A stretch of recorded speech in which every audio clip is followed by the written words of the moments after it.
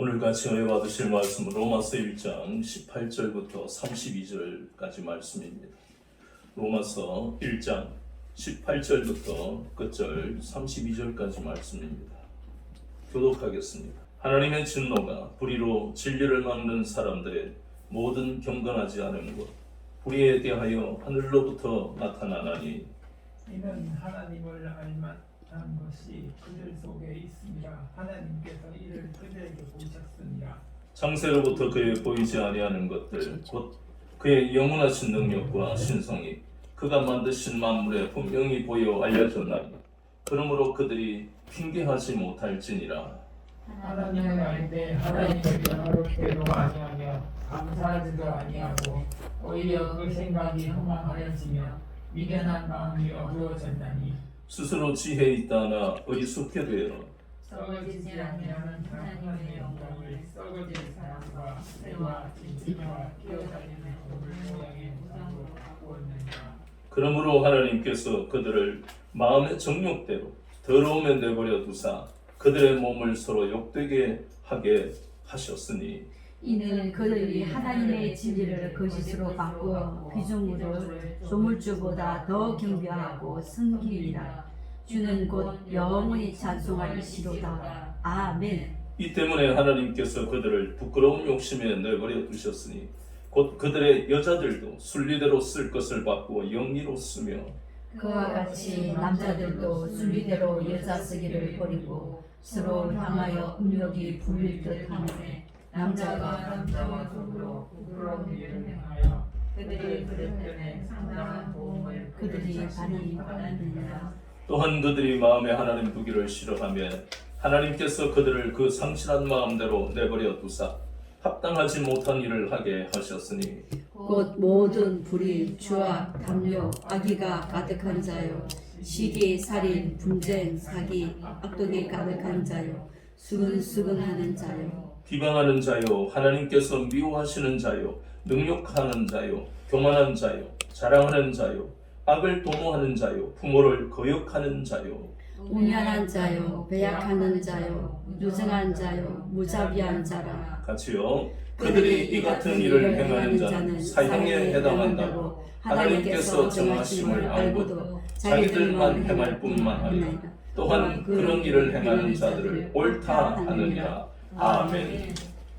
오늘은 로마서 1장 18절부터 32절까지 본문을 통해 예수님의 피 흘리심이 없었다면 하는 제목으로 은혜를 받겠습니다.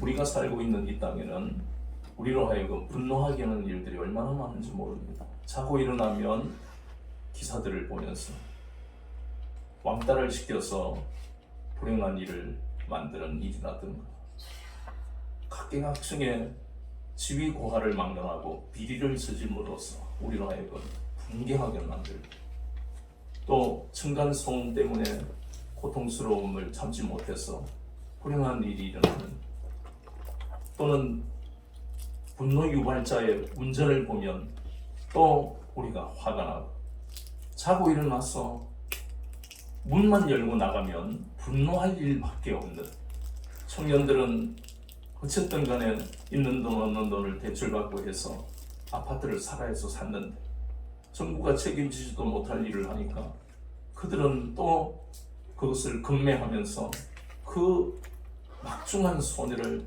그 젊은 나이에 짊어져야 되는 고통을 당하고 그걸 보는 우리는 또 분노가 일어나고 정치나 경제나 사회나 모든 분야에 있어서 이러한 모든 불합리하고 불법적인 것을 보면 분노 안 할 수가 없잖아요. 그런데 문제는 이런 분노가 습관이 되면 우리가 그것을 조절할 힘을 잃어버리고 때때로 그것으로 인해서 심각한 어떤 범죄를 야기하는 경우도 있잖아요. 분노를 유발하는 그 운전자를 내가 저 지구 끝까지 추격할 것이다. 분노를 유발하는 운전자를 보면 내가 저놈을 용서 못해.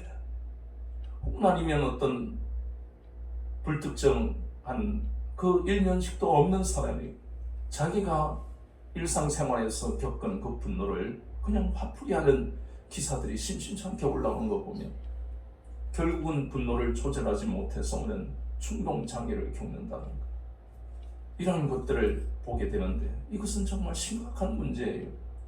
이것을 정신질환에서는 심각한 정신병의 일종이라고, 쉽게 말해서 정신병자가 된다는 것입니다. 결국 인간이 나타내는 이 분노라는 것은 분별이 되지 않고 자기 스스로 제어가 되지 않는 감정이라고 이렇게 이야기를 합니다. 물론 의로운 분노도 있습니다. 예를 들어서 우리가 일제치하에 있을 때 전국적으로 일어난 그 항일 운동 같은 경우는 의로운 분노예요. 그리고 6.25 전쟁이 일어났을 때 그 어린 학생들이 전쟁에 참전하는 학도병 같은 그런 경우는 의로운 분노입니다. 그러나 대부분의 분노는 우리가 분별하기가 상당히 어렵고 억제하기는 더 어렵다는 것입니다.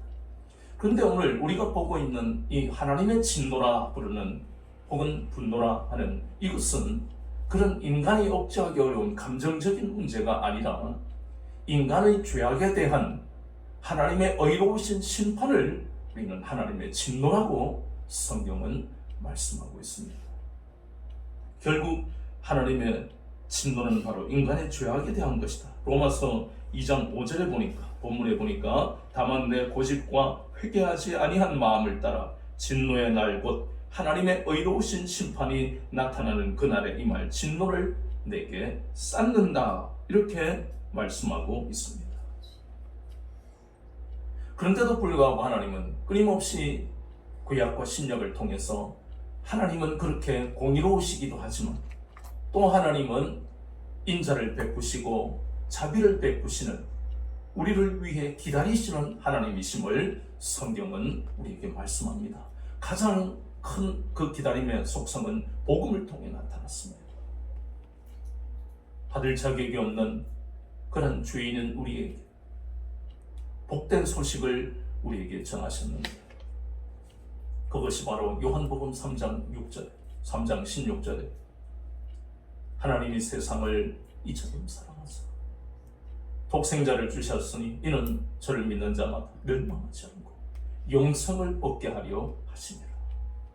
이 복음이 바로 우리가 잘 아는 대로 예수님이 우리 죄에 대하여 제물 되시려고 이 땅에 오신, 그것을 신학적으로 우리는 성육신이라고 말씀합니다.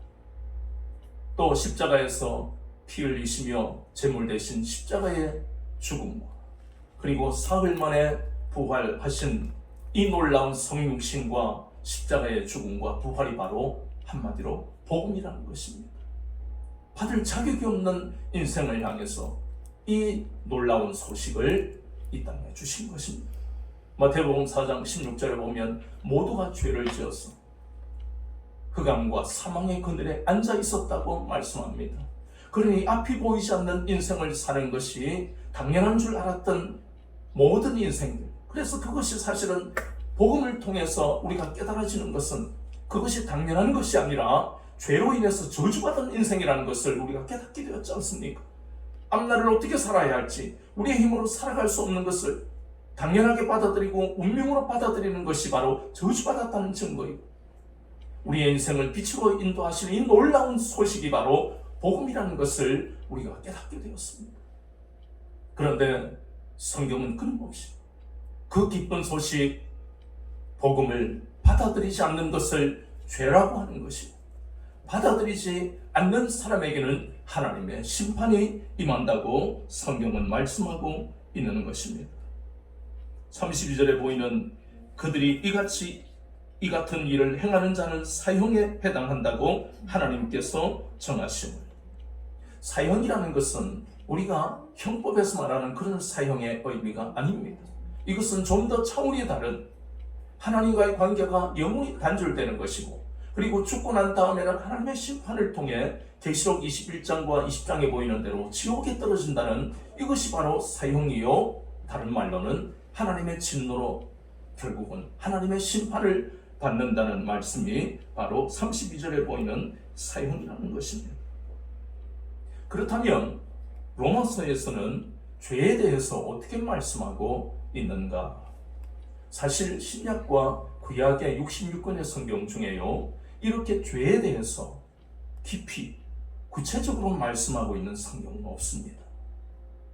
앞으로 우리가 로마서를 보게 되겠지만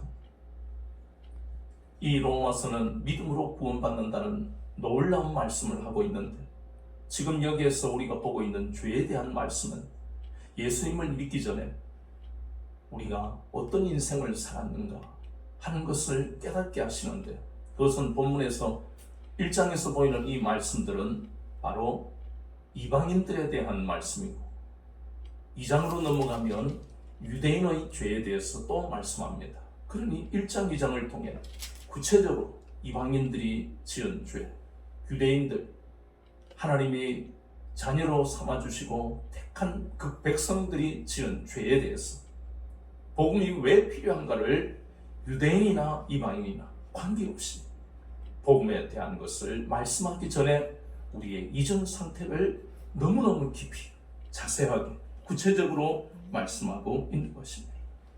그래서 본문에서는 죄라고 하는, 죄인이라고 하는 그 개념, 18절에 나오는 말씀과 28절에 나오는 말씀을 통해서 죄에 대한 것을 설명하고 있는 것입니다. 18절 말씀에 보니까 불의하고 경건하지 않는 것이 죄다. 그리고 28절에 하나님을 마음에 어떻게 하는 것이요? 두기 싫어하는 것이 죄다. 이 세 가지를 죄라고 하는 것이고, 28절 이하에 나오는 말씀은 그 죄의 구체적인 하나하나를 나열하고 있는 것입니다. 먼저 우리가 이러한 끔찍한 죄에 대한 설명을 들으면서 우리가 막연하게 생각했던 죄에 대해서 우리가 죄 용서를 받았다, 죄 사함을 받았다 하는 이것이 훨씬 더 구체적으로 우리에게 다가올 것입니다. 먼저는 본문에서 말씀하는 19절부터 23절까지의 말씀이 불의에 대해서 성경은 말씀합니다. 21절에 보니까 하나님을 알되 그랬습니다. 이 말씀은 하나님은 지금 누구의 죄에 대한 말씀을 한다고요? 이방인들의 죄에 대한 말씀을 하는데, 이방인들은 유대인과 어떻게 다릅니까? 유대인들은 그들은 하나님한테 택함을 받았기 때문에 그들만 하나님이 선민으로 삼으셔서 율법을 주시고 할례를 행해서 하나님의 백성이라 하셔서 날마다 하나님을 알아가게 하셨지만, 이방인들은 율법을 받은 적도 없고 부르신 적도 없어요. 그런데 21절에 하나님을 알되 하는 말씀은 뭔가 모순 같다, 이해가 안 된다는 것이에요. 그것을 신학적으로 우리는 일반 계시라고 하는 겁니다. 더 쉽게 말하면 자연 현상이나 양심을 우리에게 주셔서 하나님을 알게 하신다는 겁니다.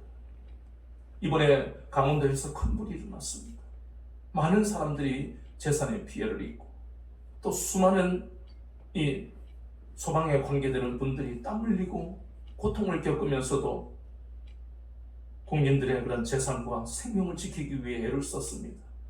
그런데 그것은 한계가 있는데, 놀랍게도 비가 내릴 그런 기간이 아닌데 큰 비가 내려서 모든 그 불을 잡았다는 그 기사를 보았습니다.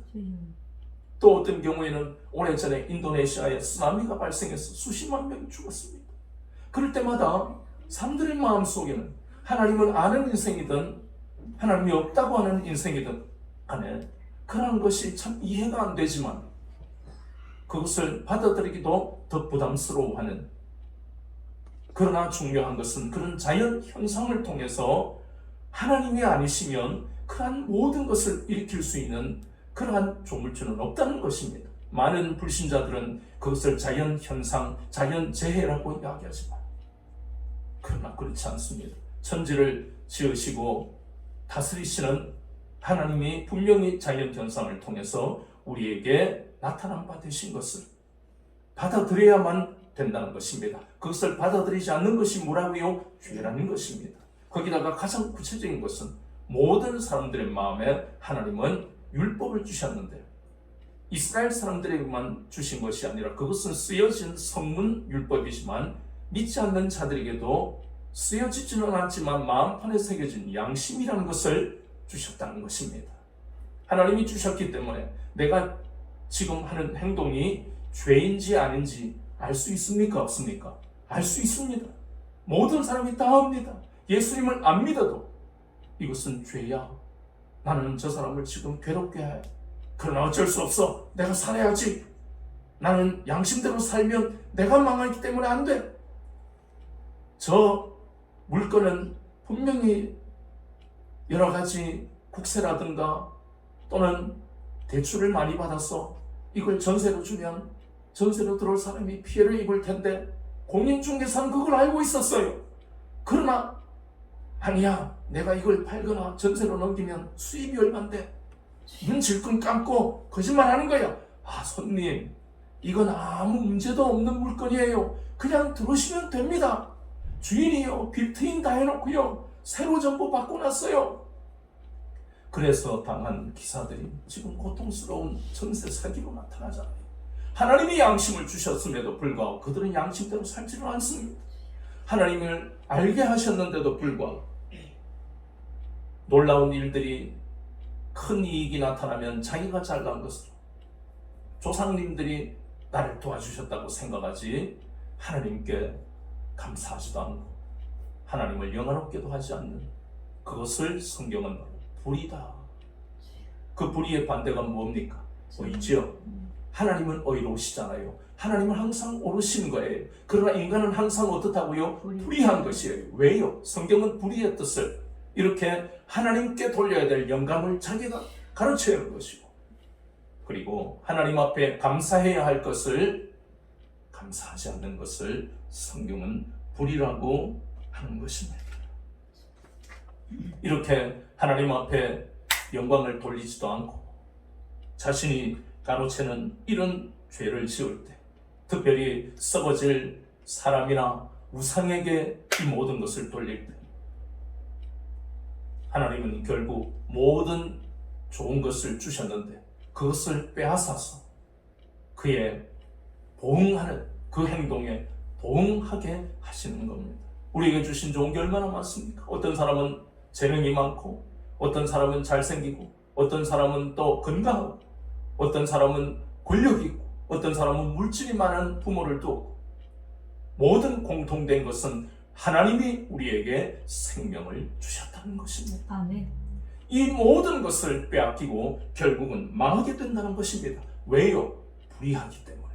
불의의 뜻이 뭐라고요? 하나님을 영화롭게도 하지 않고 하나님께 감사하지도 않으면 그에 해당하는 그 행동에 마땅히 보응을 받게 된다는 것입니다. 욥기서 4장 8절에서 9절 말씀을 보면 악으로 밭 갈고 독으로 씨를 뿌리면 그대로 받는다고 말씀합니다. 또 잠언 22장 8절에 보면 악을 심으면 재앙을 받으리라. 로마서 6장 21절에 하나님 앞에 죄를 짓고 악을 행하며 살아가는 사람의 마지막 열매는 그들도 열매가 있다는 것이에요. 그 열매가 바로 사망이라고 말씀하고 있습니다. 얼마나 끔찍하고 무서운 인생입니까? 마지막뿐만 아니라 살아가는 이 일생토록 고통받고 불행한 삶을 살게 됩니다. 무엇 때문에? 하나님 앞에 감사하지도 않고 하나님을 영화롭게도 하지 않는 이 불의로 인해서 그들이 해당하는 그 보응을 받게 된다는 것입니다.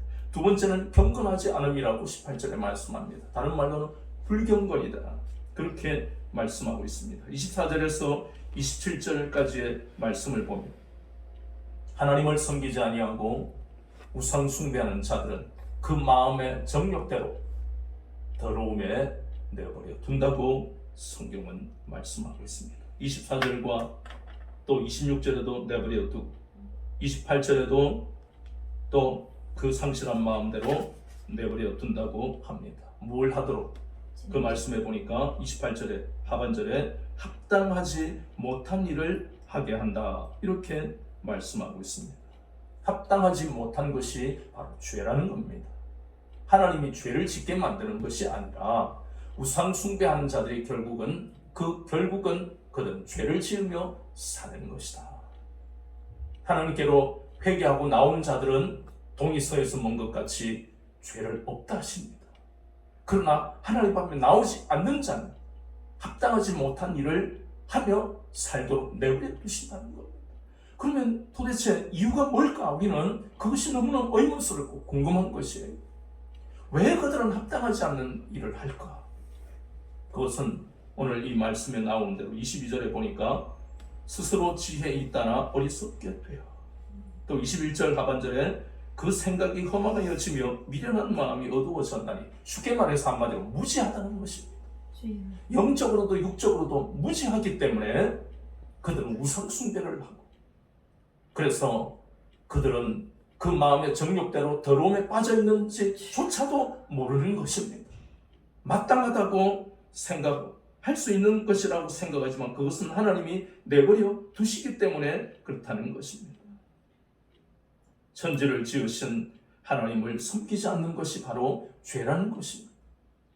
천지를 지으시고 우리를 지으신 분이 하나님이신데 그분을 섬기지 아니하니까 하나님은 그 마음의 정욕대로 더러운 내버려 두시는 겁니다.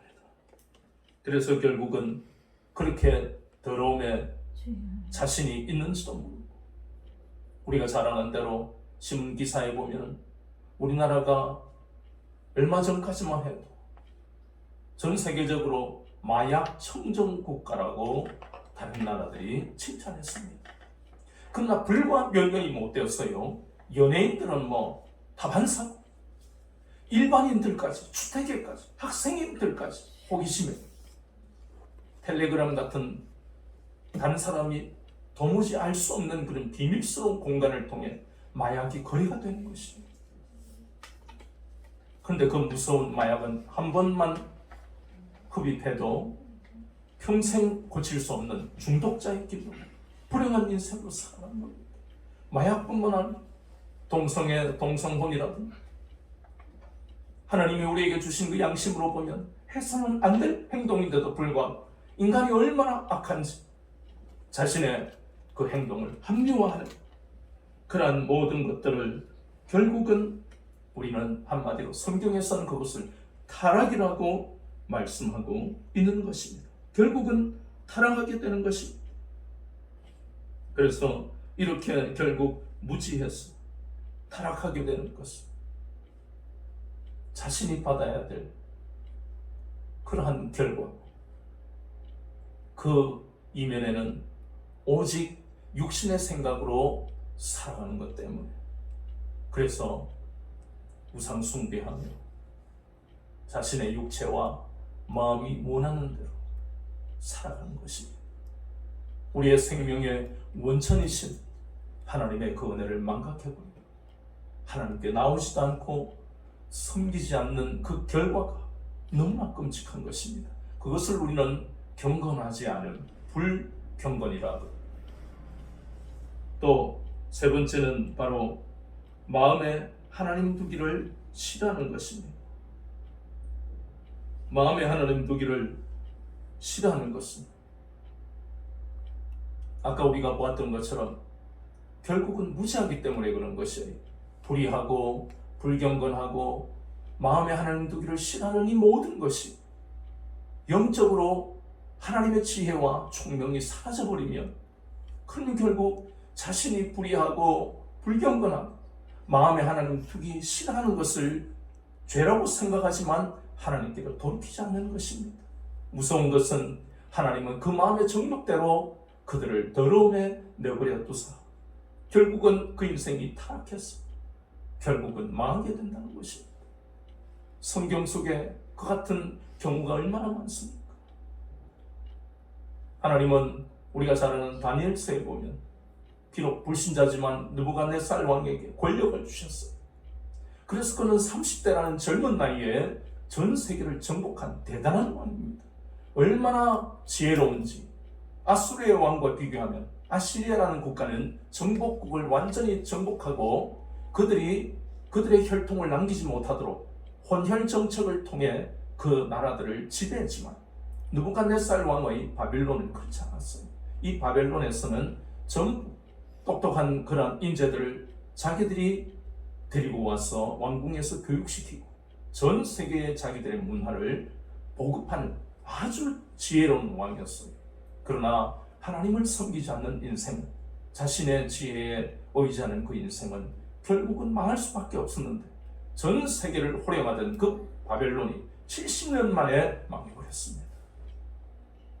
우리가 잘 아는 대로 신약에서도 사도행전 27장 20절에 보면 하나님 앞에 불의하고 불경건하고 마음에 하나님 두기를 싫어하던 그 276년 그렇게 평생을 살아오던 사람들을 하나님은 부르시는 거예요. 무엇을 통해? 유라굴로 광풍을 통해. 하나님은 처음부터 이렇게 인간이 이길 수 없는 이러한 어려움 그리고 고통스러운 이러한 현상을 우리에게 나타내시지 않습니다.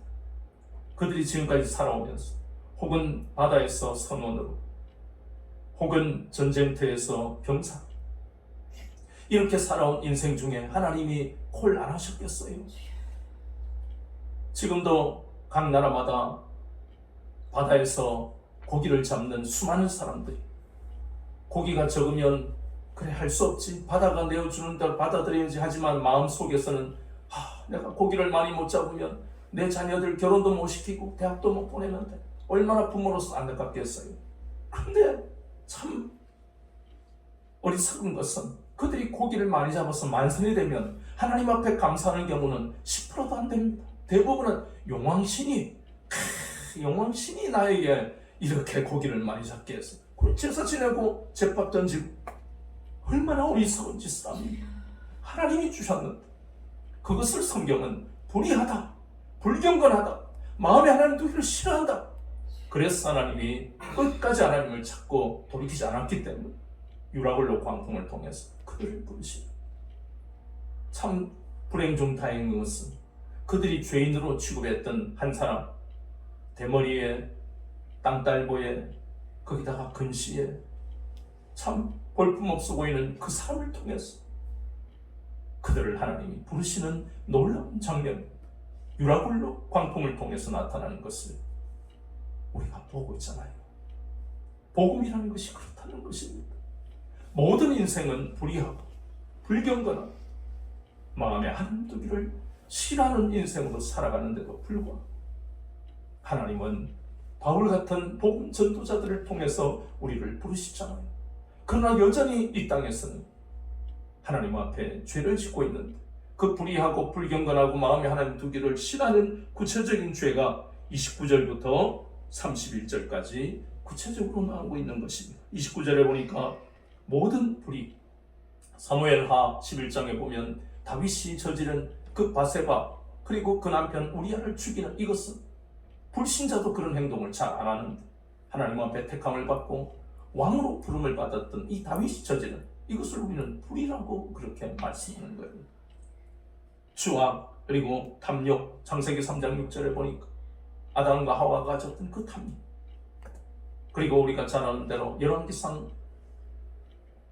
20장 21절에 보이는 대로 우리가 잘 아는 그 말씀이 바로 나봇의 포도원이에요.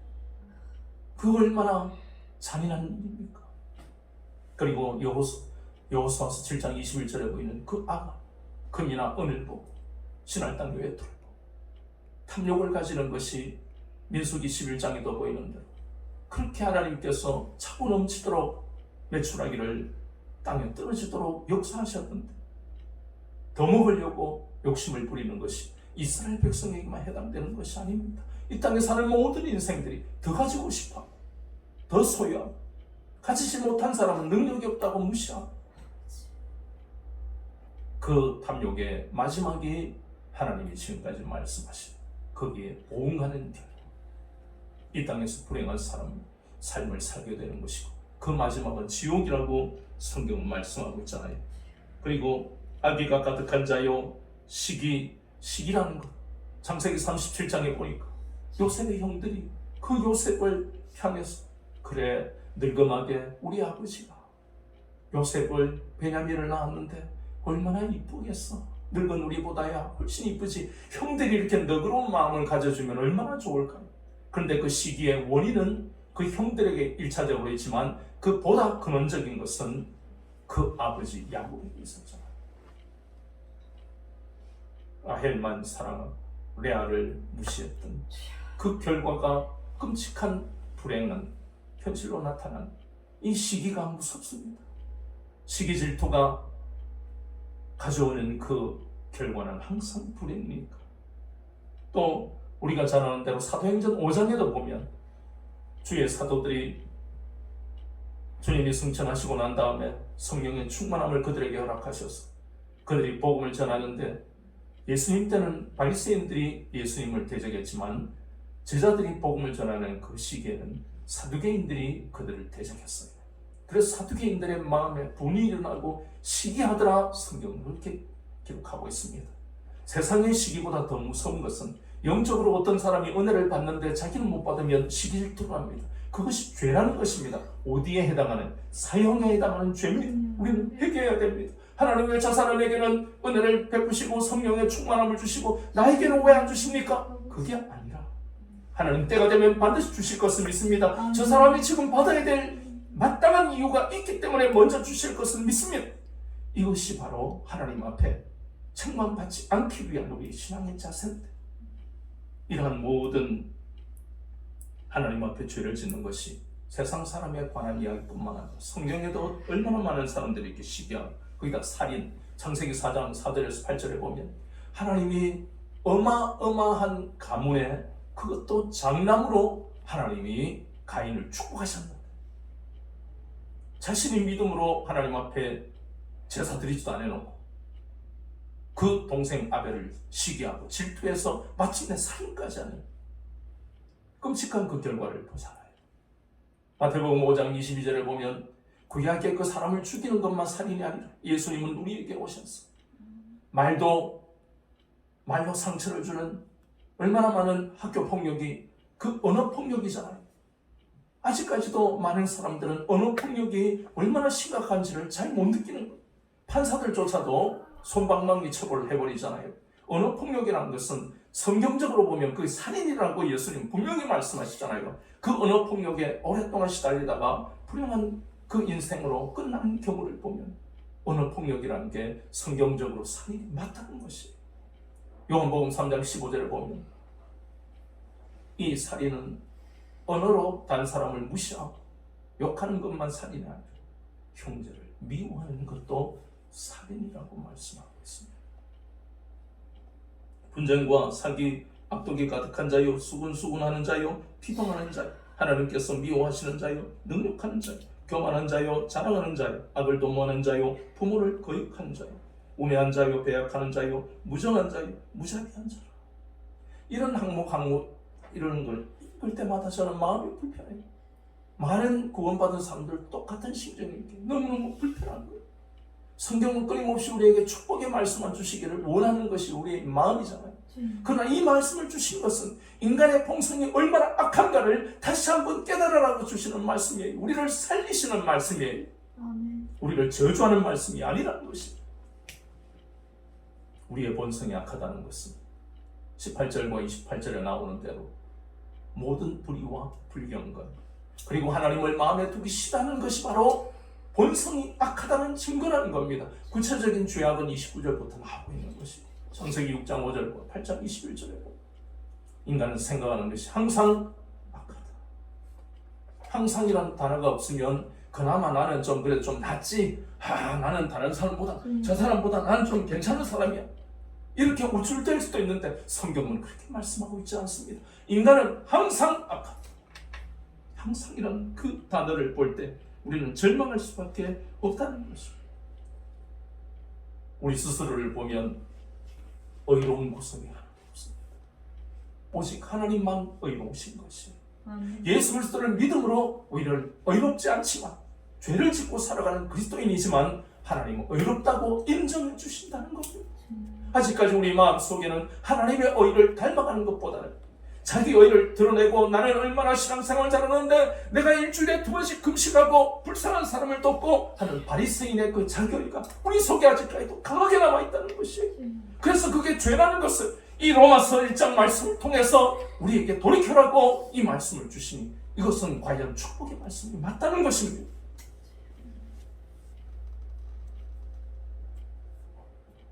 우리는 이 본문의 말씀을 통해 그렇구나 32절에 나오는 말씀처럼 우리는 사형받아 마땅한 하나님의 심판을 받아 마땅한 인생이다.